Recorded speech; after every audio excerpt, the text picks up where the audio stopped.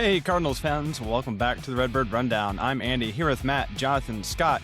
And guys, listen, if you're enjoying this show, please take a second, share us on Spotify or Apple Podcasts. Helps us so much. You can find all of our social media and the links in the episode description. You can also subscribe and watch us on YouTube.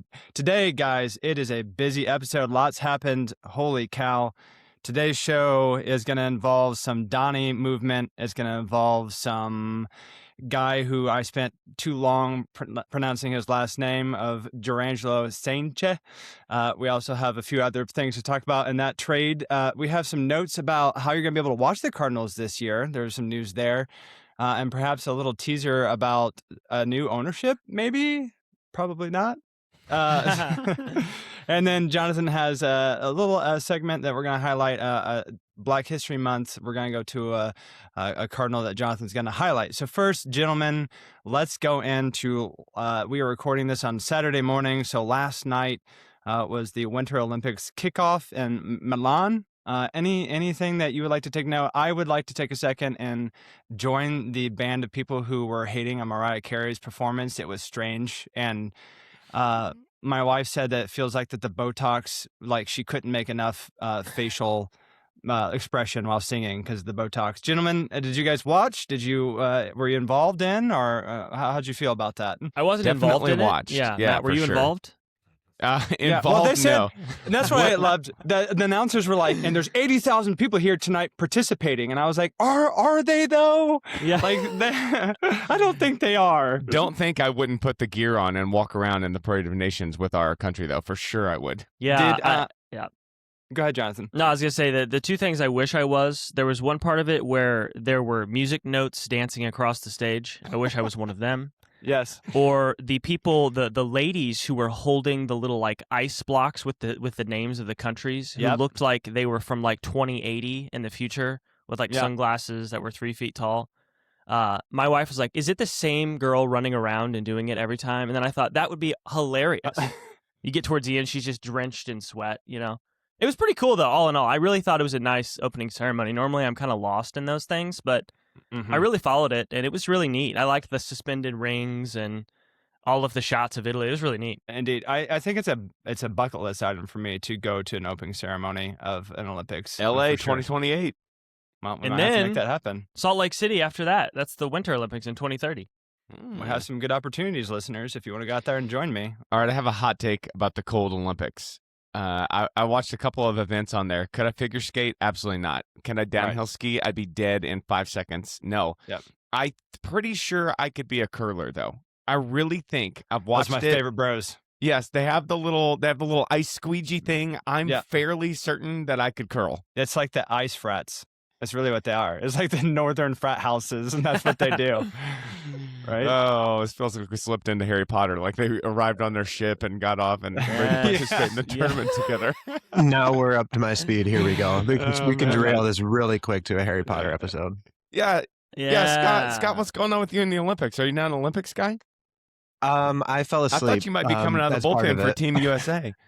Well, there's funny stories besides that. I can get into my Czech and Polish heritage along with my baseball opportunities, but that's opportunity for another day. Like Andy said, we have a lot to talk about. But my wife loves the Olympics. I like checking into the Olympics, mostly hockey. I think that's super fun. I fell asleep before the opening ceremonies yesterday, so I cannot talk about said music notes. Oh, you missed it, man. They were dancing. All right. Well, let's talk about some people that might be dancing in the streets, including Scott, with this trade, as it solidifies perhaps the baby birds, the full, perhaps Cardinals' own draftee. What does the minor leagues produced season, right, gentlemen? Like that's what this has opened up. With Brendan Donovan moving from second, opens the door probably for JJ to sit squarely in second base this year. The most exciting thing, and I think it's really funny to talk about with the three guys that I can talk baseball with, and other than you three, is no one attempted to say Durangelo Sainche's name, and they just we just all knew that just the guy that could throw with both arms. Like that, that was just how we were referring to him. So Scott, as the resident highest pitcher amongst the four of us, can you talk just for a moment and take a step back and appreciate the athleticism that is throwing with both arms over 90 miles an hour? Yeah, I did it with one arm, and that took plenty of time, effort, and energy and surgeries to do. I couldn't imagine doing it with the left arm Oh, as well. surgeries. Especially, well, yeah, there's another couple scheduled, but again, you guys are getting into things that are conversations for another day. But it's incredible. You hear him talk about, the Mariners were talking about how he was just going to be strictly a right-handed pitcher, but he would still work in between starts, working lefty. Chaim said they want to get their own take on that first. And I was actually talking to my students about it. They know that, they're baseball fans. They're talking Cardinals with me. And they were like, did you hear that he could pitch back-to-back days, righty and lefty? And I'm like, dude, my body broke throwing one day. I couldn't imagine doing it. I get the arm health part of it, but just like the back and the torque. I mean, you hear about the training both sides of your body. I mean, I guess that keeps it even through a scientific standpoint, but I mean, that's all theoretical. I still couldn't imagine the actual torque and energy it would put on a body to do both arms back-to-back days, especially if he starts one day. Yeah, and so is there a rule to where you can't like switch hit? You can't switch pitch. You cannot like go up there and be like, yeah, I'm gonna throw right-handed now. Oh, you brought in a lefty. I'm gonna throw left-handed. Sorry. Not off the top of my head, do I think that is? No. I Right. think That would they be tried to do something kinda in the hilarious. minors when he like debuted that they're like, okay, switch pitcher versus switch hitter, and then it was kind of like a debacle. And I don't remember if there was an outcome or anything, but I know switch hitters can switch as many times as they want during an appearance. So I don't know if they put that pitching rule, but with the pitch clock, maybe that would kind of not have that be a concern. It's just like an ambidextrous glove on him. You think he has one? I saw it, man. No, I saw it. It's crazy. It's like it's like his hand is like a huge Ninja Turtle hand, It's like just it's like the Antonio L. Fonseca really cool. glove. What I don't understand way back. Yes. I don't understand. I can look like a normal human being throwing right-handed, as I am right-handed, but if I try to throw something left-handed, I look like a different species. And I just don't understand how, A, you can be fluid throwing with both, and B, be good enough to be, I mean, can't we call this guy a professional pitcher with both hands, even though it looks like the right hand is going to be the path to the majors? It's flabbergasting to me. Now, I'm going to go on the limb and just say this is what I said to the guys around, is that I feel like this is if Jesus Christ himself was a pitcher, it'd be something like this. Like, no one's like, how is he doing this? And that's just kind of how it feels so like funny. a little bit. Like, obviously, I know he's not, but like, I don't understand how is this happening, and this is what Durangelo is doing. Well, we also got some other people. I was going to say, Andy, I'd love to get into what's Jesus's repertoire. Yeah, because he's throwing like a sweeper, resurrection ball that goes into the earth. You the Palm Sunday ball. Woo! Okay, we could do that. We could flesh this out. All right, so we also got a few other players, and that. So again, listener, we traded the only All-Star that the Cardinals had last year to the Mariners. We received Jesus as a pitcher. We received Ty Pete, Colton Ledbetter. We also got 2 competitive balanced round B picks, which is basically their first round, like first day 1 picks. Yes, am I understanding that correctly? And then the Rays received from the Mariners Ben Williamson, where the picks came from the Rays. So, gentlemen, let's just take a second and take a send-off to Donnie. Notes, thoughts as Donnie, as a Cardinal. Scott, let's start with you first. I've been, since the beginning of the Donnie rumors at the end of last season to the offseason to currently, that any other decade, he is a lifetime Cardinal. He is exactly what the Cardinals needed and would be that guy that you see Albert Pujols, Scott Rowland, Jim Edmonds, and Brendan Donovan, like stuff like that. He would be that ideal lifetime Cardinal that would complete a lineup, which is probably what the Mariners are hoping that he's going to be, is that lineup completion piece rather than that lineup building block that he might have been in St. Louis. Again, nothing against Donovan. I think he was the absolute perfect player for the team. The scrappy, the golden locks flowing through that my wife would just be like, has he ever kept his helmet on? I said, never once. And look at that. I mean, why would you when you have hair like that? It's unfortunate. It's the unfortunate reality. I think trading him now as opposed to waiting until the deadline was the best choice. It means a lot for the roster. It puts a I don't know if it puts more pressure or less pressure on JJ Weatherholt. We can talk about that as we get closer to spring training and stuff. But I think that they did exactly what they unfortunately had to do. And I know had to do is tough. I would put the Arenado deal as the had to do. But at this point, it opened up this point it opened up the opportunities that this team does need at an unfortunate cost of Brendan Donovan. Yeah, Jonathan, anything that you want to say? Sayonara. I was just Donnie? gonna say, yeah. I mean, it sucks to see him go, but I'm so glad that they did it now. The only comparison I can think of is he feels like Matt Carpenter-ish to me. Beloved, he came up through the system, not a superstar like Pujols, but still loved like a Cardinal, like for life. I could have 100% seen Marp making it into the Cardinals Hall of Fame. I could see Donnie. I could have seen him do that. Now, with just a few years in, I don't know if we'll do that, but agree with everything Scott said. Locks flowing. He ran the bases hard. He just played hard. He seemed like a, one of those kind of like just grinder guys. He's always out there. He's always willing to play. I had a moment, my favorite moment with Donnie, and it was during the Rickwood game. Do you guys remember we did that in 2024 against the Giants? And they were talking before the broadcast like, oh, Donovan would be the first person born in Alabama to ever hit a home run in an MLB game in Alabama. And I'm like, oh, well, is he going to do it? He next at bat, he hits a pitch out of the stadium. Now, I understand it's like a little bit smaller, but I've never seen Donnie hit a ball quite like that. So it felt like he really wanted to torque that out of there. So I appreciated that from him. But I'll never forget that from Donnie, hitting a ball out of Rickwood Stadium. And I guess he's the first, what do you call them, Alabamian to do it. Alabamite. Bamite. All right, Matt, anything that you'd like to add to Donnie leaving? Yeah, I co-signed everything Jonathan Scott said. I loved him. So they've said that eloquently. So I'm going to highlight this. We have buried the Mosaic era quite a bit on this podcast, and I think with good reason. But this is really a success story of the player development era in the Mosaic era, right? This is like a mid-round draft pick, to all your points, not a high pedigree guy, and he turned himself into an all-star. That maybe I'm being unfair here. That probably has a lot to do with Donovan, but I would say that the prospect development team helped with Donovan, and that was a good thing. And really the thing I'm interested in as far as what our team is now with the absence of Donnie is who is that team leader? And I don't know if that's an answer that is to be defined right now. It may have to come during the season. But I think Donovan was like the focal leader. I mean, he looks like a Confederate general in the Civil War, and I think he behaved like that too, right? Just rallying the troops.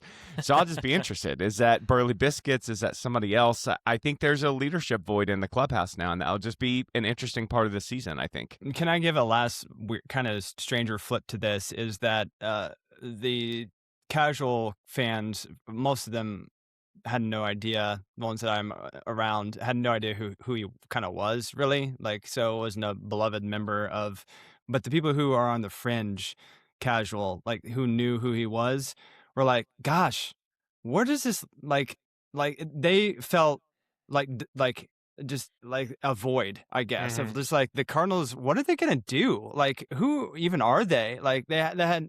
And I had to talk about some of the young players, and they're like, yeah, I've heard of that person. Yeah, I've heard of them. But they just kind of felt depressed, I guess, about like the Cardinal season, or like not excited at all. Like, gosh, we got rid of Donovan too. Geez, what are we doing? Are we selling everything? So that is my thought about this is, yes, his trade potential was the highest now. I agree with all those. But like also on the flip side of that coin is, well, we're gonna have to do something, or we're gonna be kind of like a joke, honestly. Not to be super negative, but like that's how people feel, and I don't want to detract from that opinion. It's a valid opinion about this team. It was just like, sure. Oh boy. So some people got to step up, I guess, is what I'm saying here. So let's move into what you guys feel like is the thoughts on this return. Was it worth it? So was the fringe casual person's depression worth what we got in return? Is it going to be like, that's why I kind of said, but we got Jesus as a pitcher. Is that good enough? So gentlemen, Scott, we'll go with you again. Your thoughts on the return.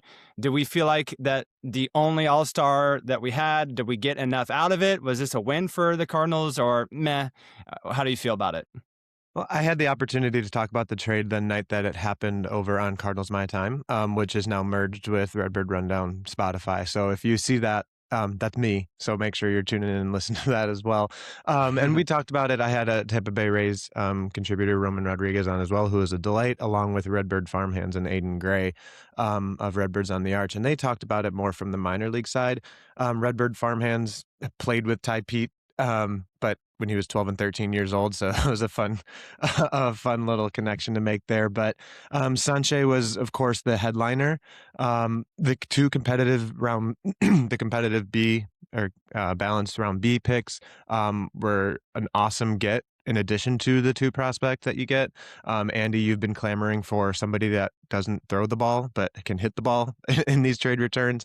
Yes. And I'm glad they got that. I still would have liked to see potentially maybe instead of two lower tiered left-handed outfielders with some power potential to potentially turn that into one right-handed upper level minor league hitter. But from what we hear is that the potential is there for both Pete and Ledbetter to be like an electric kind of charismatic person to be excited about, kind of Victor Scott-ish with less of that speed that we've heard about and a little bit more of the hit. So I think overall, for what I expected the Donovan return to be, I think people expecting 2 top 100 prospects plus stuff was a little bit crazy from the beginning. I think that this is a pretty good return when you also factor in those 2 picks. Yeah, Jonathan, anything? Yeah, A plus on this. I mean, he felt like he needed to wait to get what he wanted, and by golly, he did. I mean, 3 players and 2 picks for Donovan. I mean, I don't want to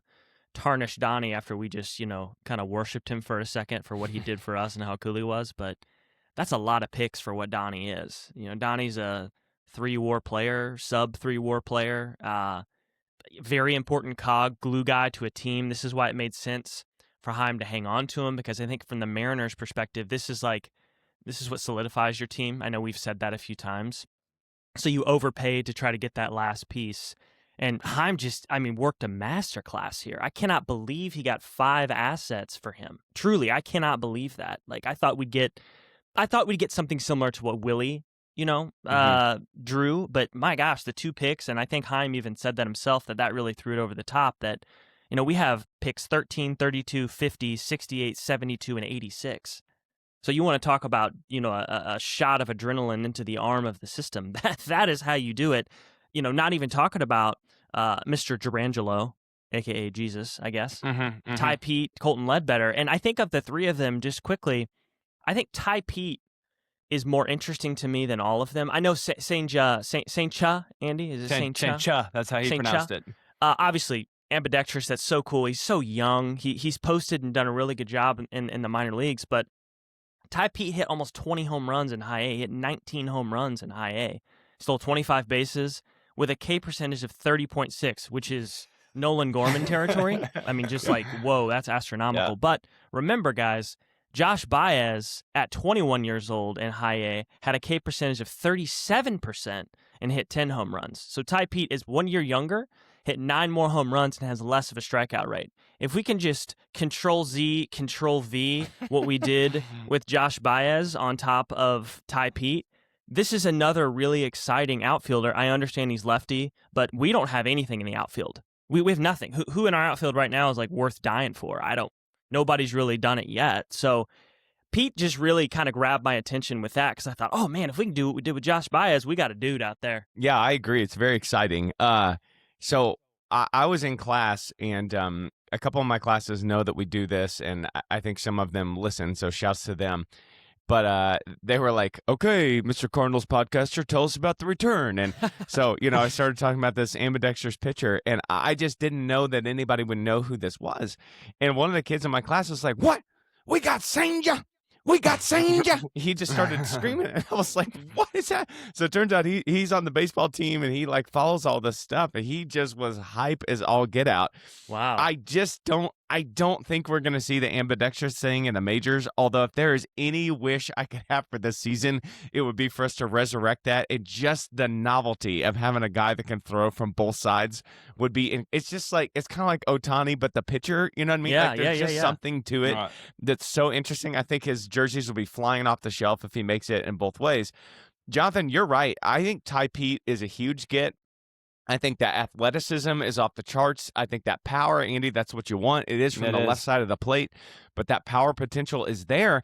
And I just keep thinking to myself, let alone with Ledbetter too, I just keep thinking to myself, if this prospect development team is really going to be top tier, it not just are we adding bullets to the chamber, but we're like filing the bullets down and they're going to work better as they leave the gun. I am incredibly excited about not just this, although I am obviously sad to see Donnie go, but just the whole corpus of work of the offseason of Bloom. I mean, we were just ranked the second best farm system in baseball by Baseball America. And so it just like builds on itself, let alone all these picks we're talking about. I feel like we're turning into the OKC Thunder of baseball. And like, who knows? Who knows who we draft? Who knows how long this chain of Brendan Donovan reverberates all the way through our system? Because we may not even hold on to these guys. We may trade some of them down the road. I think the whole thing, just the whole offseason, thank God for Chaim Bloom. He did it again. Yeah, I would say that, yes, thank God that he realized that. It's almost like he read my mind. Like, he's like, okay, like, I hear you. We want some power position players. I'm going to sneak in one more pitcher, but hold on. He's going to pitch from both sides. It's kind of like the Travis Hunter situation, kind of a little bit where he playing both sides of the ball, or like an Ohtani. But it doesn't really excite me that like these guys have the same K, like they high whiff. So like, I'm like, do I want to watch another Jordan Walker and Nolan Gorman like saga? Not really. But here's why I take a positive spin on this is at some point, one of these guys is going to like click. Right, we're just gonna keep rolling the dice like Yahtzee until it's just like, yep, there's finally what we wanted. I got a full house, and it happens more with the more of them that we have. So okay, great, Jordan Walker, Nolan Gorman, perhaps they work out, perhaps they don't know. Hey, we have these guys coming up. Let's see, roll. Nope. Okay, let's try the next one. I feel like that's kind of what the dynamic's going to be for the Cardinals for just a little bit until we land on someone. We're like, oh yes, we did it, boys. Or Andy, you pocket these dudes together, you group them together, and you say, look at all this potential we have. Give us some awesome pitcher. Give us some awesome outfielder. That's what I think this does as well. Is you get so much more excess, you can part with some of these dudes. And Jonathan, let's go ahead and dive into what does this do to the 2026 Cardinals lineup, the team. What is this? We have completely unjammed the logs, right? Is that what we're saying here? Like from what we talked about last year in the podcast, it's gone, right? There's no more forest. There's no trees. There's nothing. There's nothing left. No, I watched Chaim's presser when he talked about this, and I just have to say, the dude is eloquent as all get out. He really is. And I know that Mo was as well, but Mo had that Mo speak. You know, when you could ask him a question and he would like divert it to milk prices at Aldi and how that's good and just whatever, right? Chaim is just so, I was really impressed by his speaking ability, and he did say something interesting where he said, you know, somebody asked him, does that mean JJ is going to be on the team out of spring training? And he said, we don't want to give any player anything. You know, we want him to prove it and see how he plays. And I thought, Chaim, buddy, you ain't gotta lie. Do it. Stop. Just stop. I thought he was gonna like usher JJ, like he was at his house and he was like come out of the door and be like here's the second baseman. Yes. That's what I think, Andy. I think that this basically solidifies JJ being on the team and playing second base. I have absolutely no idea what else they would do. I know he's just not putting as much pressure on him because JJ's not even on the 40-man roster right now. He's still a non-roster invitee, which I think is hilarious. But I don't see who else would take second base reps. I think Gorman's going to play third, and I think JJ's going to play second. Well, Matt, they filled that you'd like to add? Yeah. Are we sure? Well, go ahead, Scott. I was going to say they filled that 40-man spot with the signing of Brian Ramos, a former top prospect for the White Sox. Oh, that's right. Flame out. So that's interesting. But also Zibs DC has been updated, I believe, since our episode for JJ Weatherholt. They now have him playing in 123 games, which I believe was in the 80s when we checked in. But they only jumped his home run potential to 10, and I believe it was at like 8 or something before that. So they project him to be that near everyday player that we're going to expect. But I want to also point out one thing and then do a little bit of a caution at the same time. I texted you guys and I sent something out on Twitter that showed the projected starting lineup is now all expected to be homegrown talent. Ivan Herrera was an international free agent signee. And then you got Weatherholt, you got Victor Scott, you got Wynn, you got Pedro Pajes is who they also threw into there.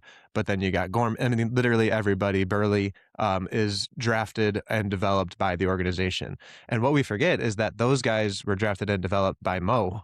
So to point out to that earlier point is that Mo actually created this starting lineup, but yes, it was Chaim Bloom's fingerprints that put it into action by getting rid of those other assets. So then what I also wanted to point out is I have an article that's at recording coming out tomorrow, but has been out today for Viva Alberto's, where I talked about what the lineup could be like sans Donovan, and everybody's kind of talked about that, and whether Holt's been ushered into that starting spot. I pointed out that we've seen this rushed with Walker and with Victor Scott, and I don't anticipate Weatherholt being that rushing prospect. He's shown he's at least had some time at AAA and compared to Victor Scott. It's just, I think he's going to be starting. I do think he deserves to be starting, but it's just maybe there's no need to be that super rushing through spring training. Let him get his feet wet, have Thomas Saggese, Thomas the Italian, fill in for, a couple weeks. I don't think we need to worry about the service time manipulation because he has the potential to be rookie of the year anyway. So it's going to be an interesting. I think he deserves to be up there, but at the same time, want to caution those high expectations that we all have for what he's going to be, and remember that he's still going to be a rookie if and when he makes that debut. Yeah, Matt, that's kind of what I was going to ask you is like, do you see a possibility where it's actually the interior lineup or the interior infield is Thomas Saggese at either second or third and Nolan Gorman at the other? Matt, what do you think? Yeah, I definitely think that. That's in fact what I was going to say is, look, if I think we're just kind of passing over Saggese here, and I'm not sure that we should. I'm not sure that he's an MLB superstar, but I do think he needs to get a run. He had quite a successful minor league career leading up, including winning an MVP in the Texas League. And so if they want to do the thing where, Weatherholt needs to work on a position or he needs to, work on hitting curveballs or something, and they want to manipulate that service time a bit, I definitely could see Saggese moving into that second base to start the season. And let me say this other thing. If Gorman flops this year, I think Saggese is the next one in line. So I just think we need to give him a run. I think he needs the opportunity to succeed or fail on his own terms and not always get buried by the next thing. Although I think I'm much more excited about Weatherholt than I am Saggese. But I would prefer to see Weatherholt in the opening day lineup, as the rest of you do too. I want him to be hitting leadoff. But I could see Andy. I could see your Thomas the Italian. I could see the train chugging there at second base. That's Thomas World Baseball Classic, the Italian for you. That's folks. right. For Italy. Thank you. Thomas, home country hosting the Olympics World Baseball Classic. No kidding. So are we all in agreement that Chaim did exactly like what every couch GM would have done to the Cardinals roster in terms of what needed to happen? What happened? Do we want to change anything? Is there anything else out there, gentlemen, that you're like, Chaim, can we look at this real quick? Or is everyone satiated as a couch GM? Matt, go ahead. Well, yeah, let me jump in here because, Andy, what you were talking about earlier, the casual fans are like, oh my gosh, what are the Cardinals going to do? I was literally thinking, not to sound like Emperor Palpatine here, because I love democracy, but I was thinking, thank God the Cardinals are not a democracy, because I think we would just like name recognize ourselves into the middle treadmill of the MLB for the rest of time. And thank goodness, once again, that Chaim traded for Jesus, right? Like there is somebody there to make the difficult decisions that may not be popular in this moment. And if you look around on Facebook or Twitter, there are plenty of Cardinals fans that are pretty upset about the state of the team at the moment. But again, in this case, democracy is not the best form of government. I think it's better that we've got somebody that can make the decisions that are not popular. Yeah, Andy, not only am I satiated, I'm full, I'm bursting. I feel great about what's happened in this offseason for the Cardinals. Yeah, anyone want to add anything else? A+. Are you kidding me? I mean, I just think I'll piggyback off what Matt said. We've said this in a prior podcast, but the fact that Chaim was able to convince this ownership group to fully commit to this rebuild and throw a bunch of money out the door to get 9 prospects and 2 picks by trading Donnie, Sonny, Willie, and Arenado. I mean, we never thought that this would be possible because we thought that that ownership handcuffed Mo, and I think that probably did happen. But he's got full buy-in, and I don't know if that's just them upset with attendance or if Chaim came in and was just like a snake oil salesman and just like, hey, this is what we're going to do. And they were just like, we love this guy. Take all of our money and do what you want. It's fantastic. This is the best thing. So you Andy, you said, does every, armchair or couch GM satisfied? No, I don't think so, but this couch is feeling really good.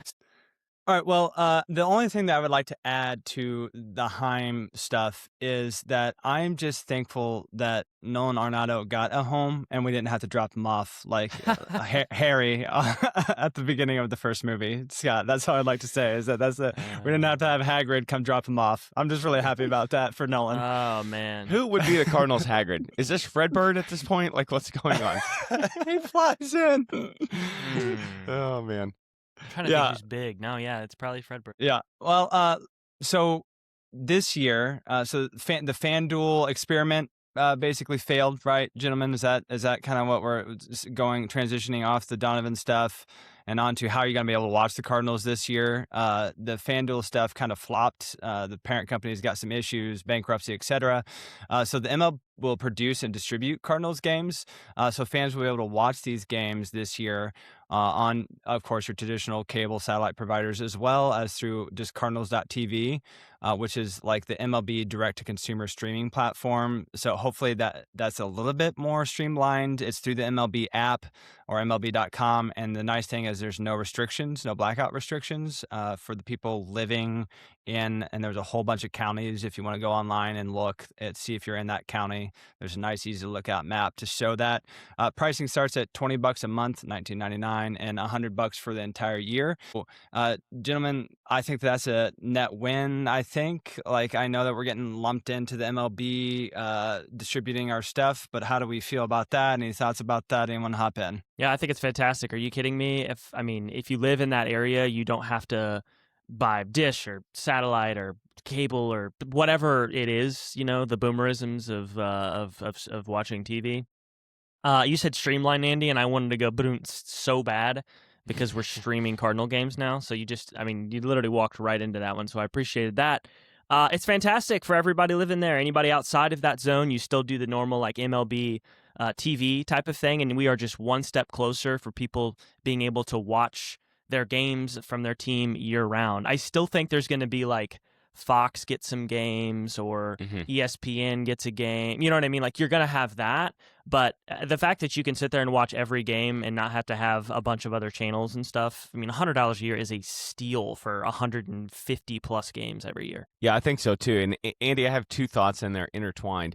You said that there'd be no restrictions. Well, the funny thing is with the FanDuel TV stuff, there are a lot of people with traditional carriers like DirecTV who just weren't able to watch the Cardinals at all last year. So I have friends that I work with that are huge Cardinals fans that essentially couldn't watch the team last year.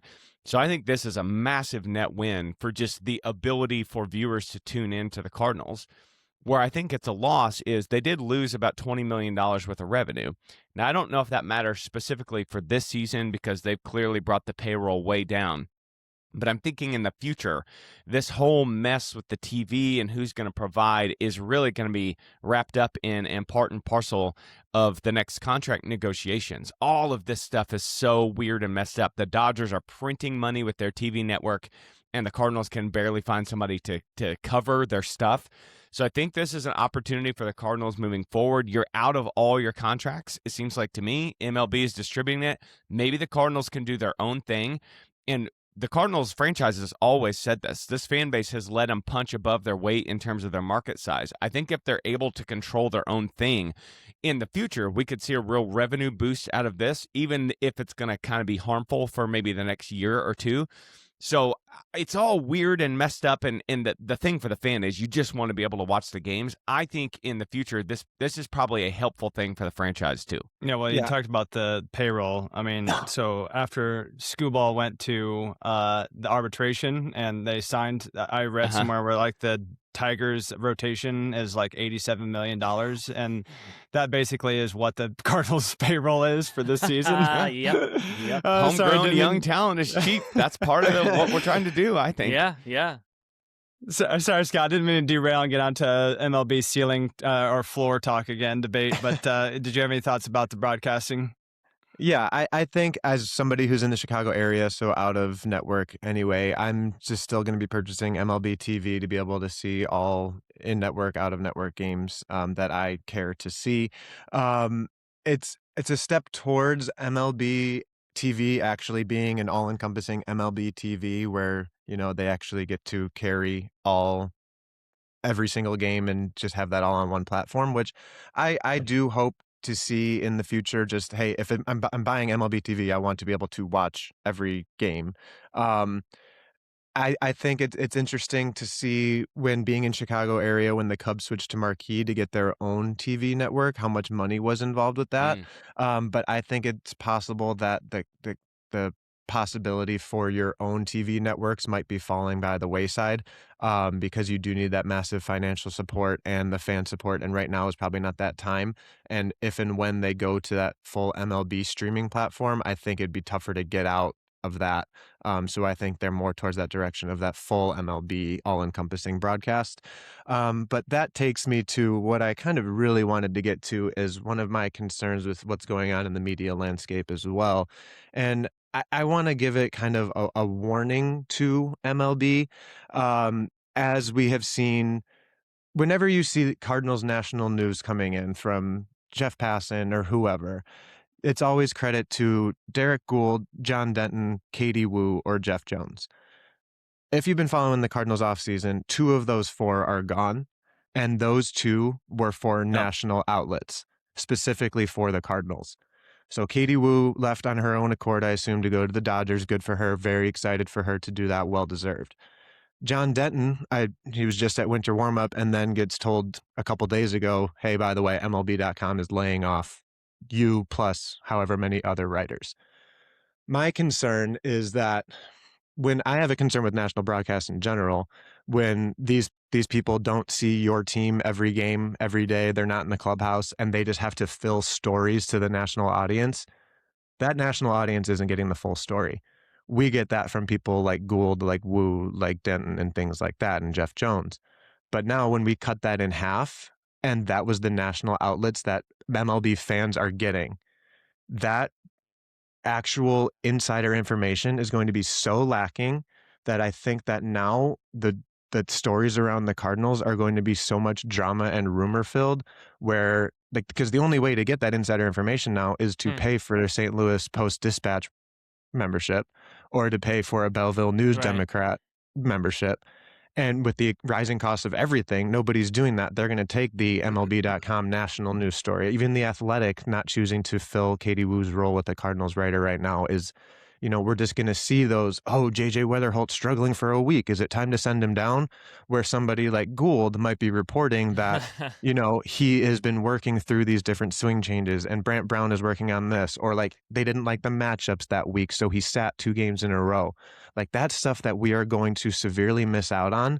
And the casual fans might end up being like, oh my gosh, the Cardinals are in disarray, where the ones like us that are tuned in and that the ones that tune in with us or actually check and read that information are going to get the full story. So my caution to MLB is with a franchise icon like the St. Louis Cardinals, even in a down season, there needs to be some type of that team specific coverage. We and that goes for every team, especially the Athletics. Nobody knows what's going on with them. They need team specific people that are in there, that are in the clubhouse, that are actually asking the manager these game to game questions.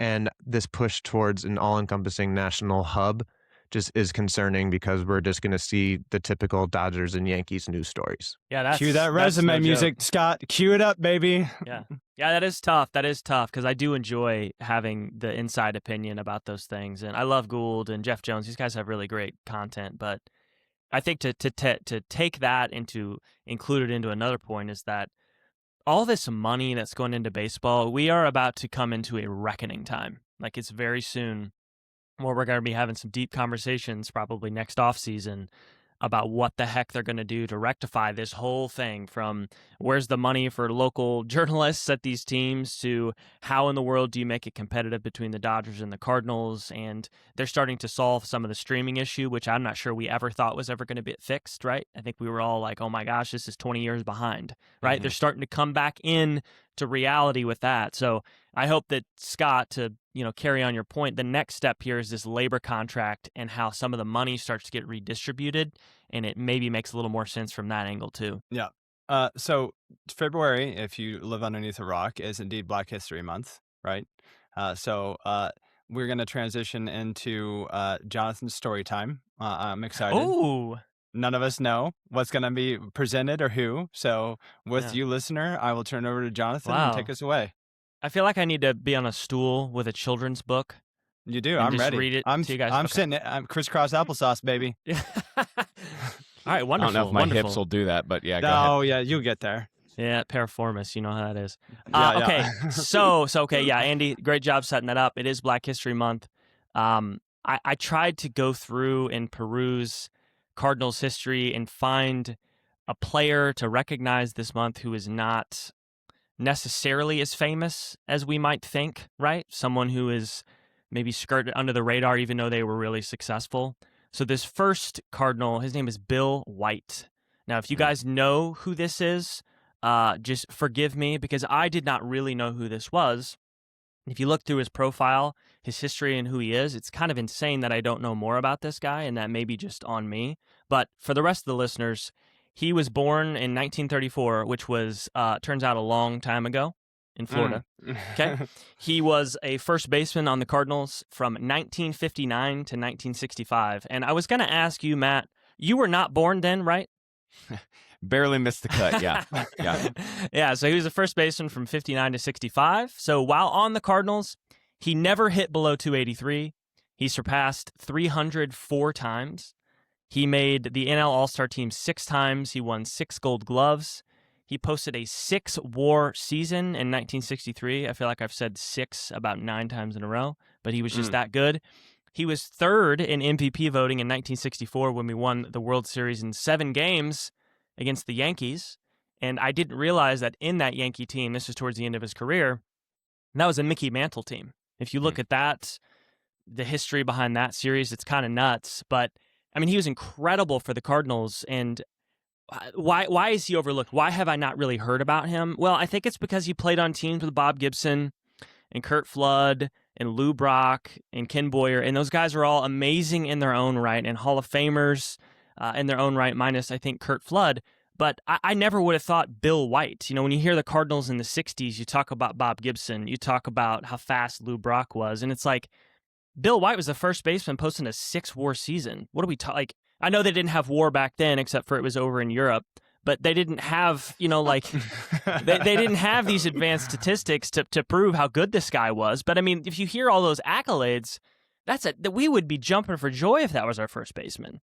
So I was really impressed with that from an on-field perspective. Now, when you transition to civil rights, right? So we're talking late 50s, early 60s. He had a longer career than this. This was just one stop in his major league career. But I obviously, if I didn't know anything about his major league career, I did not know this, that Bill White was the first black play-by-play announcer in major league history. He started with the Yankees in 1971, and the origins of that come back to the Cardinals because Harry Carey used to be our broadcaster. Okay. Mm-hmm. And Bill White would always joke with Harry Carey that he's got the easiest job in the world, that all you got to do is just talk about what you're seeing. And Harry Carey, I think, kind of chided him into, well, if it's so easy, why don't you do it? And then he did it. So he went and he got his opportunity with the Yankees. So I thought that was really cool. He was also elected as the first black NL president in 1989. He was the first black executive to hold a position in sports like that. So again, that's crazy. I didn't know that. And also back then, like, they had leaders of the NL and the AL. There wasn't like a commissioner, or there was, but it was just different in how they did things. So when you read NL president, we don't have that today. There's just a commissioner. But that was really interesting that, there was a Cardinal who was so influential in Major League history from 2 things that are super important: play-by-play. That's all we hear.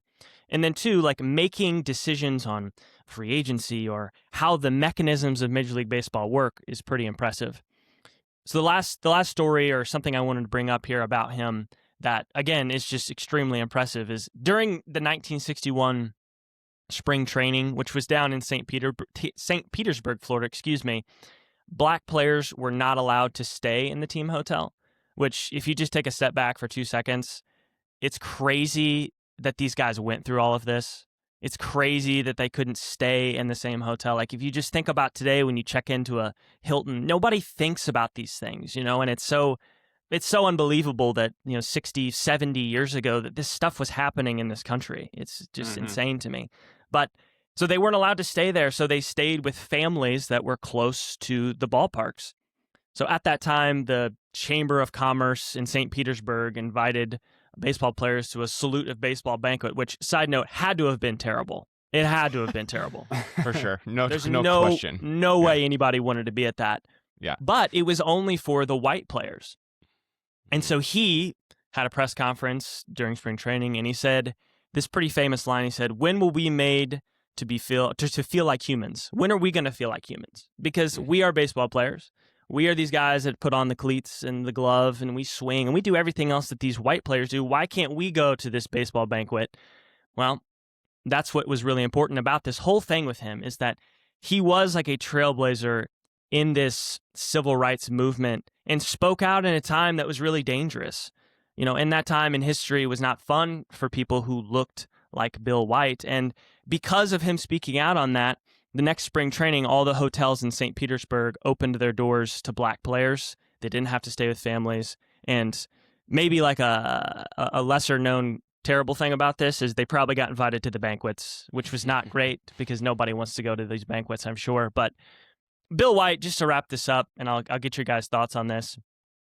Really impressive Cardinal. Didn't know, right? He wasn't inducted to the Cardinals Hall of Fame in 2020. That's on me for not knowing that. I just read that and was like, wow. So I guess maybe he is pretty well known. But for Jonathan, for me, I did not know who Bill White was enough. So doing this research was really fascinating to me, and it was heartening to see that he was really good on the field, but off the field, he was brave, he was intelligent, he cared about the movement that, ultimately changed the history of this country, and I think that's really cool. So I'll stop talking. What do you guys think about Bill White? No notes. I had no idea who that was. That's a fantastic player in Cardinals history, so very well done, highlighting someone who is better than Brendan Donovan was in terms of WAR, right? That's true. So no notes from me. Yeah, what an impressive man, and just like you said, the social pressures of that era to be able to not just stand against those, but then to perform. I mean, sounds like to me that it was Paul Goldschmidt at first base with some actual leadership skills. You know what I mean? Like, what a great player, and then to be able to have that other dimension is what a man. Yeah. Well, I was going to tie it back Scott, into what we talked about with Burley, where you said like he was on the other teams with X player. It's like, well, Burley could have that same way I talked about, where he's that guy where he has that 280, 25 homer, 100 RBI season that you forget about. So I that's kind of the first thought that I thought when you mentioned his just numbers and why he seems like that not as well known. And then Matt, like you just said, like that's just super important, especially today. Like we have to shed light on these things that it's crazy to think about that, like our families were alive while this thing was happening. Like this is how recent this stuff was. And that's just, again, just something that we need to be aware of just as just human beings. Yeah. Well, good on you, Bill White. Checkered history in the past of this country, but the Cardinals have a nice bright spot here that he was a cool guy and did some great things. So Andy? Absolutely. Well, thanks for joining us, guys, and tuning into the Redbird Rundown, your go-to source for all things St. Louis Cardinals. Be sure to subscribe and review the show. It really helps us grow. Follow us on Twitter, Blue Skies, Facebook, TikTok, Instagram, and YouTube for the latest updates. Keep those rally caps on, and let's go Cards. Bill White, Jarangelo. baller. Jesus.